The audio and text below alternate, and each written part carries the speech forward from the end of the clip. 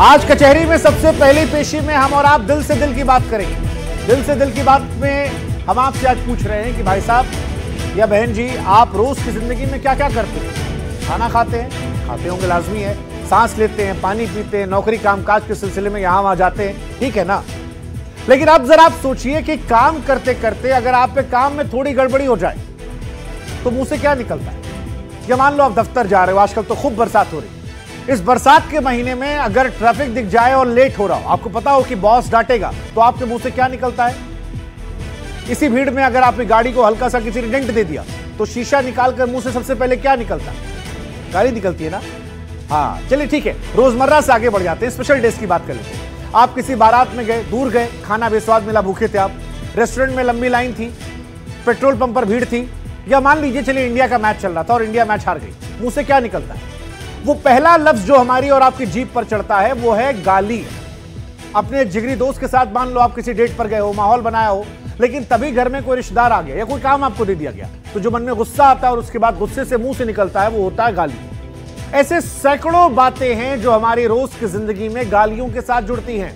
और सच कहें तो आज कचहरी में पहली पेशी में इस टॉपिक को लाना भी थोड़ा अटपटा लग रहा है। अटपटा ऐसा इसलिए लग रहा है क्योंकि जिस शब्द को हम और आप कह नहीं सकते, जिसको बिना बीप की आपको सुना नहीं सकते, जिसको कहना मुश्किल है, सुनना मुश्किल है, और परिवार के साथ, क्योंकि इस वक्त आप अपने घर में ड्राइंग रूम में या अपनों के साथ बैठे होंगे, हो सकता है आपके बगल में आपकी बीवी हो, बहन हो, माता जी हो या छोटी बच्ची हो, उनके सामने आप भी असहज हो रहे हो। लेकिन आज उन्हीं बहन, बेटी, माता के सम्मान के लिए हमें बड़ी बेशर्मी से इस मुद्दे को छूना पड़ेगा, क्योंकि अब इस पर बात करना जरूरी हो गया। तो देखिए, बात यह है कि जब आदमी कोई गाली देता है या औरत भी गाली देती है, खासतौर पर औरतों को ही जोड़कर, तो वो सिर्फ एक शब्द नहीं है, एक जहर है। एक ऐसा जहर जो सामने वाले को तो चोट पहुंचाता ही है, लेकिन हमारे समाज को भी खोखला कर देता है। पुरुषों की दबंगई वाली सोच हथियार बनाकर कैसा माहौल बनाती है, कैसी सोच पनपती है। फिल्मों में भी कई बार दिखाते हैं कि औरतें रो देती हैं, लेकिन मर्द जो है वो अपना गुस्सा भाई साहब गाली देकर निकाल देते हैं। सारी वेब सीरीज में जब तक गाली ना हो तब तक लोगों को मजा नहीं आता। पुलिस वाला गाली ना दे, गुंडा गाली ना दे, तब तक हमको आपको मजा नहीं आता। और गाली जब आती तो सीटी मारते। क्रिकेट की पिच पर कोई खिलाड़ी दूसरे गाली दे, हम और आप कहते हैं भाई साहब क्या मूवमेंट है, समा बन गया, एब्सोल्यूट सिनेमा चल रहा है। लेकिन सवाल यह है कि ये जो औरतों को लेकर गाली है, ये क्या सही है? कैसी सोच हो गई है कि हमें आपको अब असहज ही नहीं होता? कैसा देश बना रही? इसीलिए आज कचहरी में पहली पेशी जो है वो गाली को लेकर है। और आज हम आपको बताएंगे कौन सा राज्य है जो कितनी गाली बक रहा है, गालियों का औरतों के मन, उनकी सेहत पर क्या असर पड़ रहा है। लेकिन ये सारी चीजें आपको बताएं उससे पहले जो आपके मन में सवाल है कि भाई साहब आज गाली वाला केस कचहरी में क्यों लाया गया, तो उसकी वजह है, या छोड़िए हम वजह नहीं बताते, हम आपको 40 सेकंड की देश के प्रधानमंत्री की एक क्लिप सुनवाते हैं। माई के स्थान देवता पितर से भी ऊपर होला, काहे की आपन बाल बच्चा खातिर ऊ कौनो देवी नियर परछाई बन के पोस पाल के बड़े करेली, खुद ही दुख सह के दिखावेली संसार। यही से तो बारी माई महा कांग्रेस आरजेडी के मंच से भद्दी गाली केवल मेरी मां को नहीं दी गई है, ये भद्दी भद्दी गाली करोड़ों माताओं बहनों को दी गई। नामदारों का तो अधिकार है कामदारों को गालियां देना।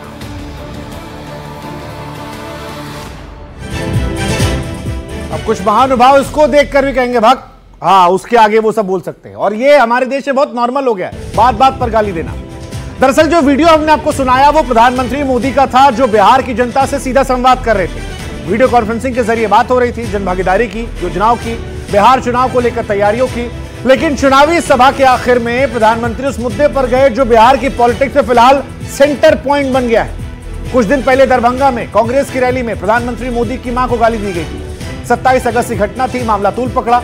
गाली देने वाला जो था उसका नाम अनीस कुरैशी था। अनीस कुरैशी को गिरफ्तार कर लिया गया आरोप प्रत्यारोप का दौर चल रहा है। लेकिन प्रधानमंत्री मोदी ने जब खुद इसका जिक्र किया और सामने आकर गाली दिए जाने को लेकर अपनी बात रखी और भावुकता का संदेश दिया, तो फिर मन में एक बार आया कि यार हर चीज में गाली देना जरूरी है? और क्या बिहार में जो ये गाली दी गई है ये सही है, गलत है? क्या इसकी कल्पना कर सकते थे? क्योंकि प्रधानमंत्री कह रहे हैं कि भाई साहब कुछ दिन पहले जो कुछ हुआ मैं उसकी कल्पना नहीं कर सकता था। प्रधानमंत्री की माता जीवित नहीं है। बिहार में कांग्रेस के मंच से मेरी मां को गालियां दी गई, ये प्रधानमंत्री कह रहे हैं। वो कह रहे हैं कि ये गाली जो है ये सिर्फ मेरी मां को नहीं दी गई है, ये देश की मां बहन बेटी का अपमान है। प्रधानमंत्री कहते हैं कि गाली जो है करोड़ों माताओं बहनों को दी गई। शाही खानदानों में जो युवराज पैदा हुए वो इस पीड़ा को नहीं समझ सकते। प्रधानमंत्री कहे नामदार लोग जो हैं वो सोने चांदी के चम्मच लेकर पैदा हुए। हालांकि इन पॉलिटिकल बातों के बीच में एक सवाल यह आता है कि जिनकी माता नहीं है वो गाली सही है? और गाली किसी को भी क्यों देना? क्या गाली दिए बिना पॉलिटिक्स नहीं चल सकती? नोट करने वाली बात यह भी है कि प्रधानमंत्री ने इस मुद्दे को बड़े जोर शोर से उठाया, क्योंकि 36 मिनट की स्पीच में 98 बार मां, माता, मैया शब्द का इस्तेमाल किया गया। प्रधानमंत्री ने 8 बार इस संबोधन में कहा कि मेरी मां को गाली दी गई और अपने संबोधन में 19 बार गाली शब्द का इस्तेमाल किया गया। 19 बार। आरजेडी कांग्रेस के मंच से मेरी मां को गालियां दी गई। मेरी उस मां को जिसका राजनीति से कोई लेना देना नहीं, जिसका शरीर भी अब नहीं है, मेरी उस मां को आरजेडी कांग्रेस के मंच से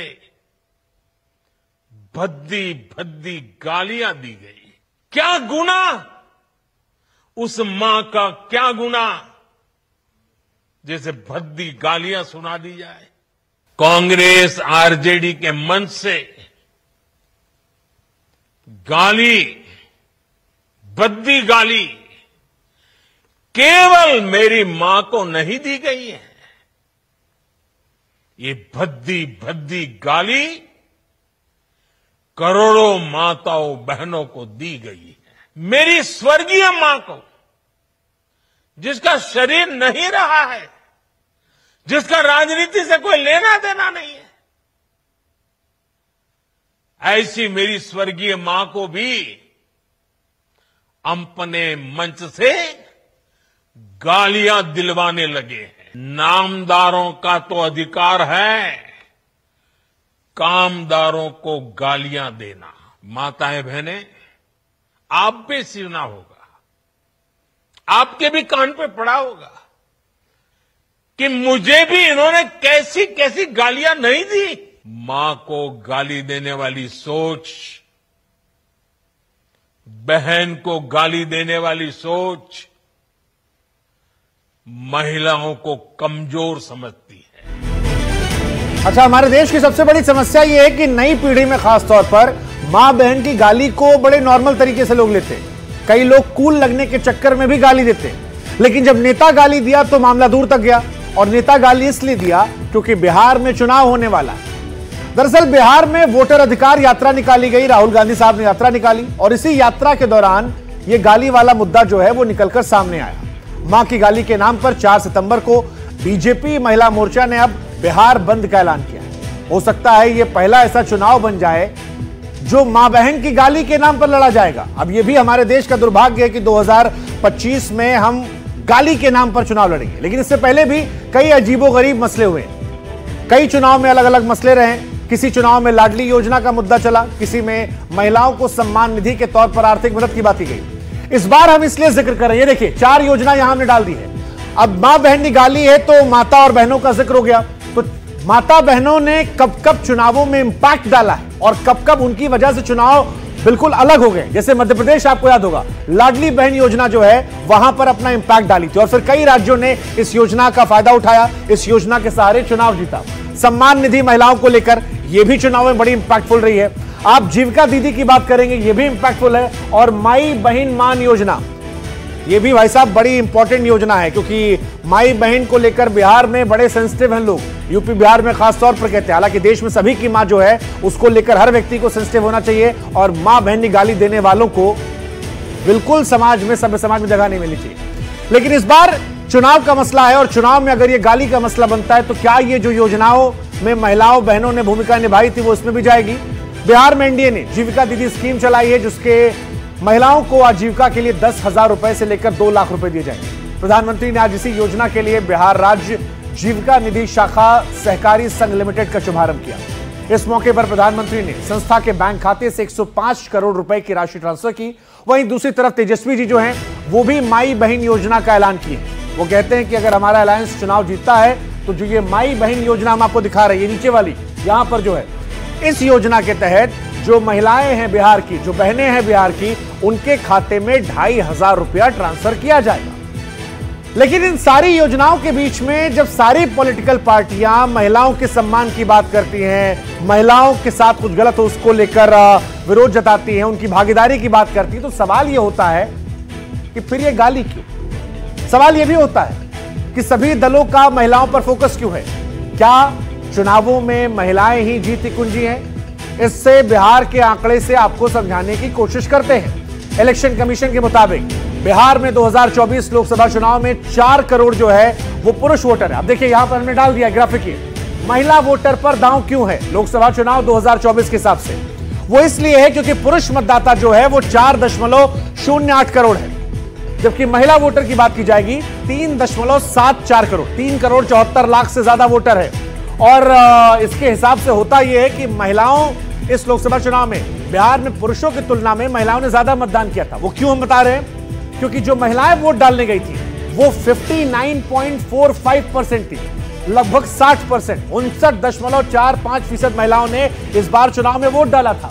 जबकि पुरुष जो थे वो भले संख्या में ज्यादा है लेकिन वोट डालने नहीं गए थे, वोट डालने खाली 53% गए थे, जबकि संख्या उनकी ज्यादा है, 59% ज्यादा महिलाओं ने वोट डाला था। और ये एक बहुत बड़ा इंपॉर्टेंट फैक्टर है। अगर आपको 2020 के बिहार विधानसभा चुनाव का आंकड़ा दें तो देखिए वो भी पेश है। 2020 विधानसभा चुनाव कितने लोगों ने कितना वोट दिया था? यहां पर भी महिलाएं जो हैं वो संख्या में कम होने के बावजूद वोट डालने में ज्यादा हैं। महिलाओं का वोट परसेंटेज जो था वो 59.7%, यानी 59.7% महिलाओं ने वोट डाला था।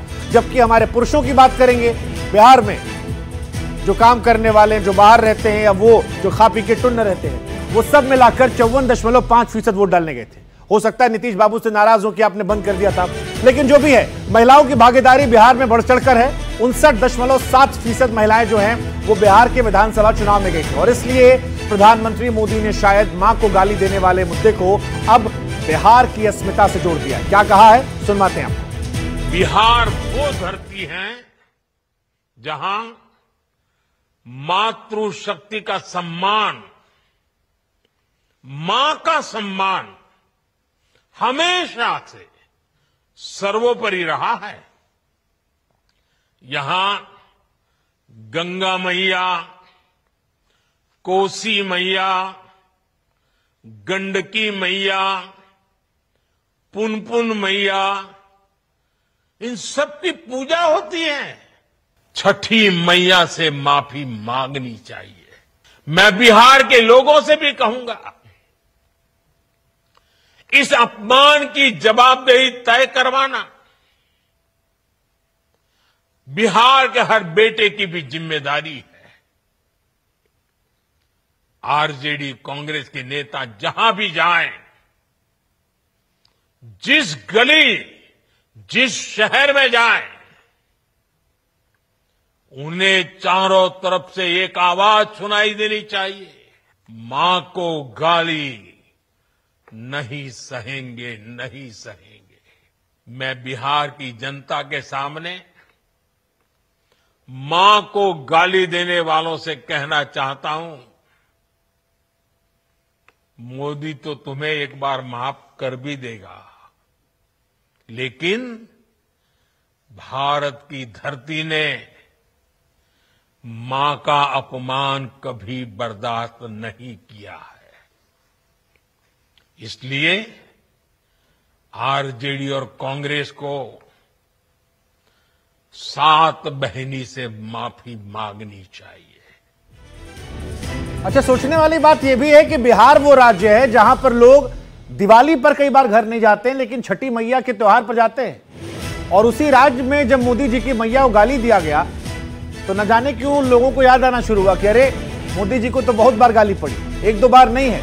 हालांकि मोदी जी भी इन गालियों को मंच से गिनाना नहीं भूलते। उदाहरण के तौर पर हम ही याद दिला देते, मोदी जी तो अपने भाषण में कहते रहते हैं, हम भी याद दिलाते हैं। 2007 में विधानसभा चुनाव के दौरान सोनिया गांधी ने नवसारी की सभा में जो कुछ कहा था वो सोनिया गांधी जी के लिए राजनीतिक प्रहार था, लेकिन मोदी के समर्थकों की पॉलिटिकल समझ में गाली था। जब चुनाव के नतीजे आए तो इसका असर दिखाई पड़ा। कांग्रेस बुरी तरह हारी। ये गाली को गुजराती अस्मिता और जनता के स्वाभिमान से जोड़कर गद्दी तक पहुंचाने वाला पहला प्रयोग था जो कामयाब रहा। यानी चुनाव में जब गाली पड़ती है, खासतौर पर मोदी जी को पड़ती है, तो वाला चुनाव उनके लिए लकी साबित होता है, या जनता उनके फैंस को ज्यादा बुरा लगता है और उनसे जो थोड़ी बहुत नाराजगी होती है उसे भी वो दूर कर देते हैं। इस बार होगा नहीं होगा वो जनता तय करेगी, लेकिन जो पिछला रिकॉर्ड है वो हम आपको बता रहे हैं। उदाहरण के तौर पर 2014 का लोकसभा चुनाव याद कीजिए। कांग्रेस के नेता मणिशंकर अय्यर ने नरेंद्र मोदी को चाय बेचने वाला नीच आदमी कह दिया, और वो जो नीच शब्द का इस्तेमाल था उसने उस इलेक्शन कैंपेन में कांग्रेस को बहुत डेंट किया था। अभी भी कई बार कांग्रेसी ऑफ द रिकॉर्ड कहते हैं कि मणिशंकर अय्यर ने जो डेंट दिया था उस डेंट से निकलने में बड़ा वक्त लग गया। मणिशंकर अय्यर के शब्दों को प्रधानमंत्री मोदी ने उस दौर में, जो वो प्रधानमंत्री तो नहीं थे, नेता थे, उनको कैंपेन का मंत्र बना लिया, भारी बहुमत से जीते। फिर 2019 में चौकीदार चोर है कैंपेन आपको याद होगा, वहां भी दांव उल्टा पड़ा था। इस बार तो बाकायदा माता जी को गाली दी गई है, उसका क्या असर होगा वो देखने वाली बात है। लेकिन गुस्से से गाली का भाव आता है। हम आपको बता दें, गुस्सा जो है उससे इंसान जो है जब आता है तो उससे गाली का भाव निकलता है, और कई बार इंसान गुस्से में वो कह जाता है जो कहना नहीं चाहिए। सच्ची बातें अच्छी होती हैं लेकिन चुभती बहुत है, और चुभनी चाहिए भी, क्योंकि गाली देना तो कानूनन भी गुनाह है। सामान्य बोलचाल में दी गई गालियों के लिए पुलिस जो है वो अक्सर बीएनएस यानी भारतीय न्याय संहिता की धारा 352 या 356 में केस रजिस्टर्ड कर लेती है, जबकि धमकी और महिलाओं के प्रति अपमानजनक शब्दों के लिए कड़ी धाराएं लागू होती हैं, जबरदस्त तरीके की। और इसीलिए आज इस विषय को हम उठा रहे हैं। तो ये दिमाग में कितनी बार गालियां आती हैं उसको लेकर ये कानून की धाराएं हैं जो इस वक्त हम आपको ग्राफिक जरिए दिखा रहे हैं। हालांकि प्रधानमंत्री मोदी ने बड़े विषय को छेड़ा है। मोदी की सभा में जब मां मैया और माता की गालियों का जिक्र हुआ तो कई महिलाएं जो थी उन्होंने भी अपने दिल की बात रखी। क्या कुछ कहा वो भी हम आपको सुनाएंगे। वैसे कई बड़े बुजुर्ग कहते हैं कमान से निकला बाण और जुबान से निकला शब्द बच्चा वापस नहीं आता है। लेकिन विडंबना देखिए, हमारे देश में जिसके मुंह में जो आता है वो खट से उड़ेल देता है, मानो उसे कोई टेंशन नहीं है, बिना सोचे बिना विचारे। कई बार हम और आप भी ऐसा करते हैं। आप खुद सोचिएगा, आप गाड़ी चला रहे हो, खासतौर पर जो लोग ड्राइव करते हैं, भले वो जिंदगी में गाली ना देते हो, लेकिन ड्राइव करते वक्त अगर भीड़ बढ़ गई, बगल से कोई गाड़ी सटा के निकल रहा है तो हमारे मुंह से खट से निकल जाता है, तपाक से गाली निकलती है। किसी ने गलत तरीके से ओवरटेक किया तो मां बहन की गाली निकलती है। कई बार को जीत जाते हैं हम लोग, तो जीत का जश्न मनाने में भी जब तक मुंह से चार ना निकल जाए तब तक हमें आपको संतुष्टि नहीं मिलती है। गालियों को हमने प्रेरणा का स्रोत बना के रखा है। गाली देने से पहले हम आप सोचते भी नहीं है कि ये गालियां जो हैं ये हमारी ही मां, हमारी ही बहनों को लेकर है।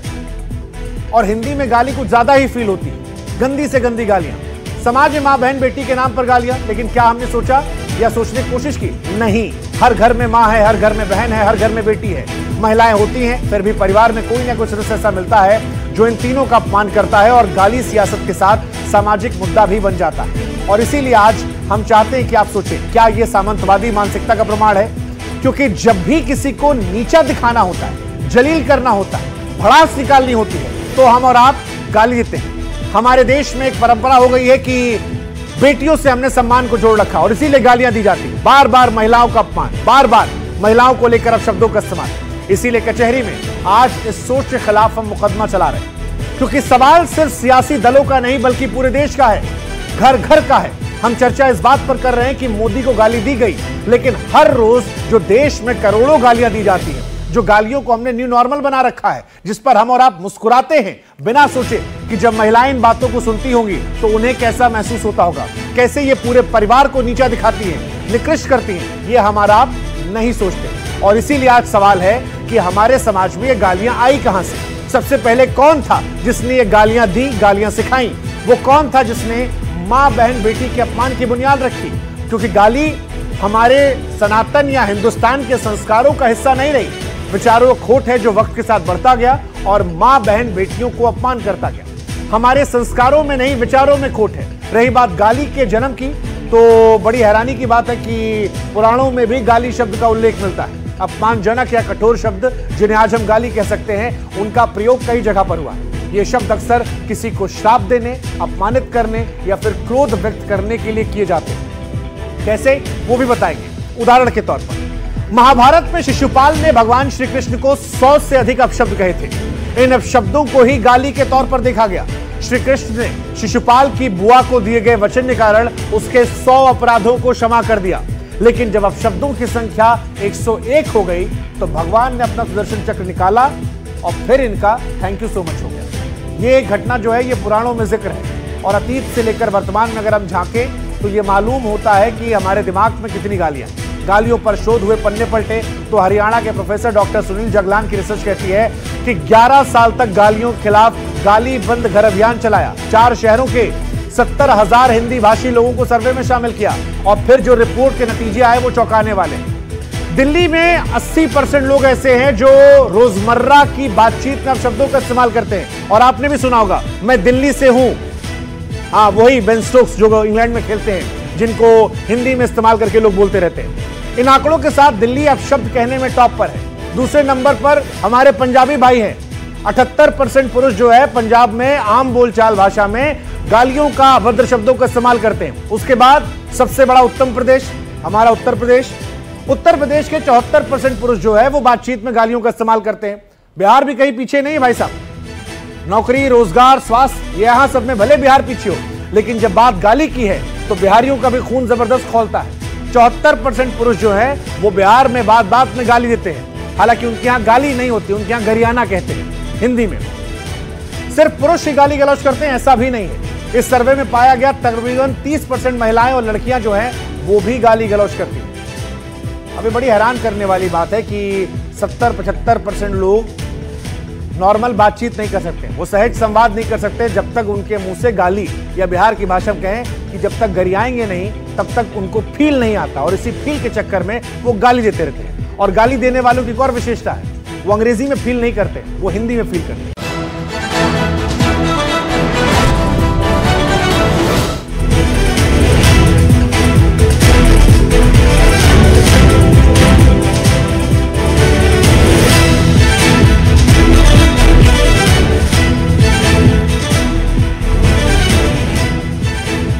अब देखिए, गाली देना गलत बात है, लेकिन उसका क्या जो गलत काम हो रहा है सिस्टम की तरफ से। इस बरसात के महीने में भाई साहब हम और आप दुखी हो चुके हैं इस जाम से। दिल्ली के गुरुग्राम में जाम लगा। वैसे गुरुग्राम जो है इन दिनों बहने वाला शहर बन चुका है। जाम की वजह से इंसान पर मुसीबतों का पहाड़ टूट पड़ा है। आपको जाम से परेशान होने वाली खबर बताएंगे, लेकिन उससे पहले एक छोटी सी रिपोर्ट दिखाते हैं।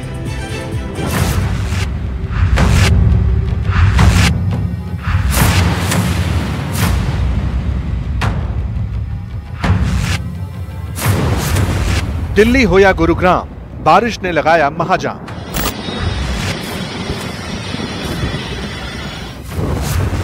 सड़क पर गाड़ियों की कतार, लोगों पर परेशानी की मार।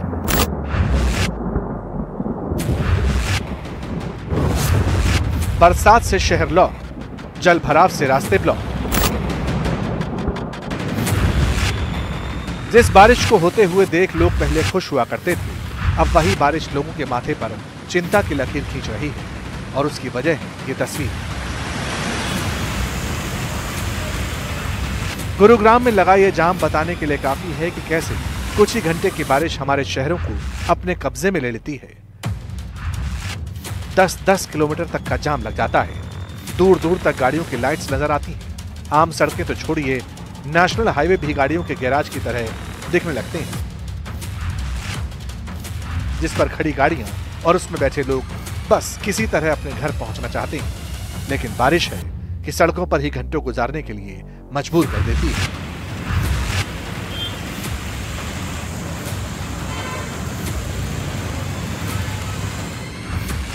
जरा सोचिए, इस जाम में फंसे किसी व्यक्ति को शायद घर जल्दी जाना होगा, किसी के घर पर कोई बीमार होगा, किसी को किसी से मिलना होगा, कोई इमरजेंसी होगी। लेकिन भारी बारिश के बाद लगा यह जाम लोगों पर मुसीबतों के पहाड़ की तरह गिरा।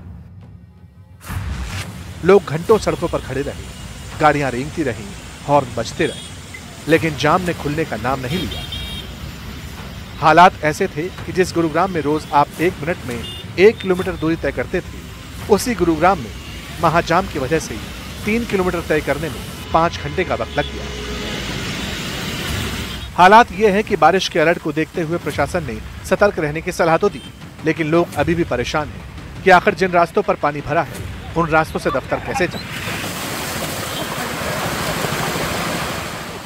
तमाम जो कॉर्पोरेट ऑफिस जो है वो उनका दफ्तर इसी तरफ पड़ता है। लोग बड़ी संख्या में इस रास्ते से अपने दफ्तर जा रहे हैं। हालांकि प्रशासन की तरफ से ये अपील भले ही की गई थी कि सरकारी और जो प्राइवेट कर्मचारी हैं वो वर्क फ्रॉम होम भी जिस तरह की भयावह तस्वीरें आई इससे तहत कर सकते हैं, लेकिन जो लोग हैं वो भी आपको तमाम जो है वो ऑफिस जाते हुए नजर आए। बड़ा सवाल प्रशासन के ऊपर ये भी खड़ा होता है कि आखिर जब इतने घंटे बीत चुके हैं, पानी अभी भी सड़कों पर भरा हुआ क्यों नजर आ रहा है? पानी इतना भरा हुआ है, कहाँ जा रहे हैं? मैं ऑफिस जा रहा हूँ। एक्चुअली कल तो बहुत ज्यादा पानी था, कल तो घुटने तक पानी था। पानी आप ये लगा लो कि मैं 5:30 बजे ऑफिस से निकला था। हिरोंडा चौक कितना होगा आपको पता है? 1-1.5 किलोमीटर होगा यहाँ से। वहाँ से निकलने में 5 घंटे निकल गए मेरे को, इस गेट से और हिरोंडा चौक उसको 5 घंटे। 5:30 बजे रो में लगा था। शहर का तो बुरा हाल है। जो और कलीग है, यार दोस्त है, सब ऐसे बुरे तरीके से फंसे पड़े थे, लेडीज हैं। अब इन तस्वीरों को देखिए। करोड़ों की योजनाओं के बाद भी साइबर सिटी का यह हाल है। चारों तरफ जलभराव देखने को मिल रहा है। सेक्टर 10 में हमारी मौजूदगी और तस्वीरें आप देख लीजिए। लबालब पानी से भरी हुई सड़कें जो हैं वो आपको यहाँ पर नजर आएंगी और जो सड़कों पर बने हुए गड्ढे हैं वो लबालब पानी भरे होने की वजह से कुछ गड्ढों के बारे में जो जानकारी है वो भी लोगों को नहीं पता चल पा रही है। तो इस तरह की दिक्कतों का सामना जो है वो लोगों को यहाँ पर करना पड़ रहा है और इसी में से जो गाड़ियां हैं वो आपको यहाँ पर निकलती हुई नजर आएंगी। जो गड्ढे हैं और उसमें भी काफ़ी ज़्यादा जो पानी है वो भरा हुआ है और कुछ इसी तरह की तस्वीर जो है वो यहाँ पर साफ तौर से निकलती हुई नजर आएगी और जिसके चलते लोग जो हैं वो भी परेशान होते हुए यहाँ पर नजर आएंगे। जो पार्क हैं जहाँ पर बच्चे खेलते हैं वहाँ पर भी जो जल निकासी की व्यवस्था है जो है वो कहीं ना कहीं चाहे वो प्रशासन हो या फिर जो लोग इसकी देखभाल करते हैं उनके ऊपर सवाल खड़े करते हुए नजर आ रही है कि आखिर जल निकासी की जो व्यवस्था है वो चाहे पार्क हो या फिर सड़क पर क्यों नहीं की गई और जिसके चलते लोग जो हैं वो अपनी दिक्कतों के बारे में, अपनी परेशानियों के बारे में साझा करते हुए नजर आ रहे हैं। सवाल है कि आखिर जिसे हम मिलेनियम सिटी कहते हैं, जो देश की सबसे हाईटेक सिटी में शुमार है, जिसकी पहचान करोड़ों की लागत से बनी चमचमाती सड़कें और ऊंची ऊंची इमारतें हैं, अब उसी गुरुग्राम को ये बारिश बार बार फेल कर रही है। परेशान लोग अब पूछ रहे हैं कि आखिर इतना टैक्स देने के बाद भी ऐसा हाल क्यों? अब देखिए समस्या ये है कि ये जाम जो है सिर्फ आपका खून नहीं जलाता, जेब भी जलाता है। कैसे? हम आपको एक आंकड़ा दिखाते हैं। आंकड़ा यहाँ पेश किया जाए तो ट्रैफिक जाम से कैसे आपकी जेब जलती है, कैसे आपका पैसा जलता है। मान लीजिए जाम नहीं है तो जो माइलेज आपको 15 किलोमीटर का मिलेगा वो जाम में आपको 10 किलोमीटर का मिलेगा। इसका मतलब ये है कि 33% आपको नुकसान होगा। माथा तो जल ही रहा है, जेब भी आपकी जल रही है। ट्रैफिक जाम से जेब कैसे कटती है? जो सफर 20 किलोमीटर मान लीजिए आप जा रहे हैं, 100 रुपए लीटर पेट्रोल मिल रहा है, वो आपको बढ़ेगा। जाम में 200 रुपया खर्च होगा जहां 133 रुपया खर्च होना चाहिए था। और जब आप सालाना देखेंगे तो 17,688 रुपया आपकी जेब से और ज्यादा खर्चा होगा। यानी ट्रैफिक जाम जो है वो आपका माथा भी खराब कर रहा है, जेब भी खराब कर रहा है। खैर ठीक है, ये तो एक विषय है। उम्मीद करते हैं कि सही लोग सुनेंगे और इससे निजात दिलाएंगे, कम से कम इस जन्म में हमारे आपके जीते। लेकिन हम याद करते हैं भगवान को। आपने भगवान की पूजा सुनी होगी, हीरो हीरोइन की पूजा सुनी होगी, उनके मंदिर बनने की कहानियां सुनी होगी। किसी हॉलीवुड मूवी में हो सकता है शैतान की पूजा भी देखी।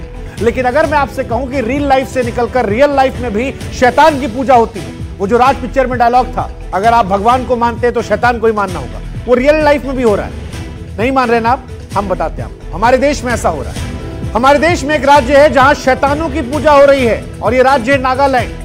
नागालैंड बारे में आप सब जानते हैं। आप में से कई लोग हो सकता है वहां घूमने गए हो, प्रकृति की खूबसूरती देखी हो, लेकिन अगर नहीं गए होंगे तो भी सोशल मीडिया पर कुछ ना कुछ खबर देखी होगी। नागालैंड वैसे भी हमेशा से शांत प्रदेश रहा है, कम खबरें आती है लेकिन आती रहती है, खूबसूरती की ज्यादा आती है। लेकिन इस बार जो खबर आई है वो चौंकाने वाली है, सोचने पर मजबूर करने वाली है और मन में सवाल उठ रहा है, क्या वाकई में ऐसा हो सकता है? देखिए, हमको तो पहली बार सुनकर यकीन नहीं हुआ, लेकिन जब नागालैंड की विधानसभा में यह मुद्दा उठा तो हमारा दिमाग थोड़ी देर के लिए सकपका गया।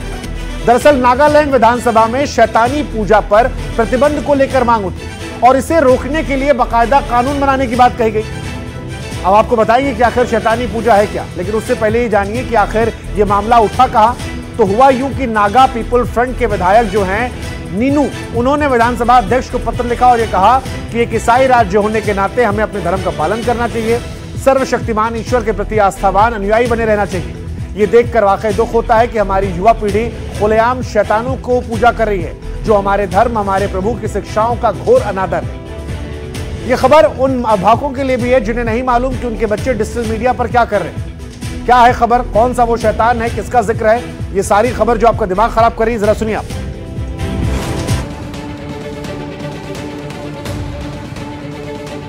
नागालैंड के सबसे बड़े रहस्य से उठेगा पर्दा। सुंदर वादियों की आड़ में चल रहा शैतानी खेल। क्या नागालैंड में हो रही है शैतानी पूजा? शैतान का नाम लिया और शैतान हो जाता है हाजिर। यह आपने किस्से, कहानियों और फिल्मों में कई बार सुना होगा, लेकिन क्या अब यही शैतान नागालैंड में बच्चों की जिंदगी का हिस्सा बन रहा है? क्या यही शैतान बच्चों के बीच अपना प्रभाव बढ़ा रहा है? जिस तरह घरों और मंदिरों में भगवान की पूजा होती है, वैसे ही क्या आप नागालैंड में युवा इस शैतान को पूज रहे हैं? क्या यह शैतान युवाओं पर इतना हावी हो गया कि आस्तिक और नास्तिक से आगे निकलकर युवा तंत्र मंत्र के रास्ते पर चल पड़े हैं? अब सवाल है कि आखिर शैतानी पूजा होती क्या है? दरअसल इस तरह की पूजा को अपनी इच्छाओं को पूरा करने के लिए किया जाता है, जिसमें किसी भी तरह के नैतिक नियमों का पालन नहीं होता। इस पूजा को करने वाले लोग शैतानों से जुड़े बताए जाते हैं। लोगों का ऐसा मानना है कि शैतान एक वास्तविकता है। ये लोग इस शैतान को देवता के तौर पर मानते हैं और उसकी पूजा करते हैं।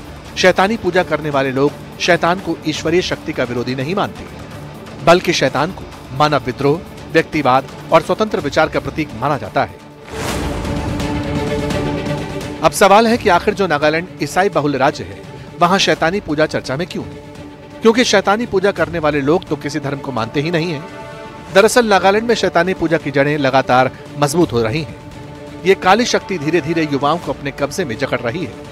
जानकारी के मुताबिक कुछ समूह नागालैंड के युवाओं को शैतानी पूजा में शामिल होने के लिए 1 लाख रुपए और 1-2 पहिया वाहन देने का वादा करके लुभा भी रहे हैं। इन्हीं सब ने कुछ नेताओं और ईसाई समुदाय की चिंता बढ़ा दी है। इन विचारकों का मानना है कि ये शैतानी पूजा उनके गहरे ईसाई विश्वास और उनके पारंपरिक मूल्यों को कमजोर कर रही है। चाहे मतलब नागालैंड आपको पता ही है कि क्रिश्चियन स्टेट है। हमारा 99% क्रिश्चियन है यहाँ पे। तो इसको लेके हमारा कोई, जैसे कि आपका हिंदुइज्म हो, इस्लाम हो, हमारा एक वी हैव रिलीजियस बिलीव्स होती है। जैसे क्रिश्चियनिटी का जो होते हैं, हमारा कोई बिलीव्स होती है जो इसके खिलाफ जो अभी चल रहा है, ये सैटेनिक वर्शिप। आपको पता ही होगा कि यूएसए में तो बिल्कुल भी एक ऐसी चर्च है, सैटेनिक चर्च, जो शुरू हुआ था एलिस्टर क्रॉले ने। उसका कोई सर्टन बिलीव्स है, उसका कोई सर्टन रिचुअल्स है जो क्रिश्चियनिटी से पूरा टक्कर देती है। तो जैसे कि 2025 दिस ईयर मई में 2 स्कूल के बीच लड़का लोग झगड़ा हुआ, मारपिटाई हुआ। और जब इसका मतलब इन्वेस्टिगेशन किया तो किसी बच्चे के साथ हाथ में लिखा था 666। और हमारा Christian, according to the Bible, हमारा ये क्रिश्चियन धर्म में 666 नंबर एक होता है कि हम सैटेनिक नंबर बोलते हैं उसको, क्योंकि सैटेनिक चर्च करके एक पूरी प्रॉपर एक चर्च है जिसका भी कोई रिचुअल्स है, जो उसको लेके ये चला रहा है यहाँ पे। और इसकी वजह से लोगों को मतलब झगड़ा हो रहा है, जहाँ पे मतलब कोई ऐसे रिचुअल्स हो रहा है जिसकी वजह से लोगों को तकलीफ हो रहा है। बच्चों को लेकर अभिभावकों को सतर्क रहने की जरूरत है।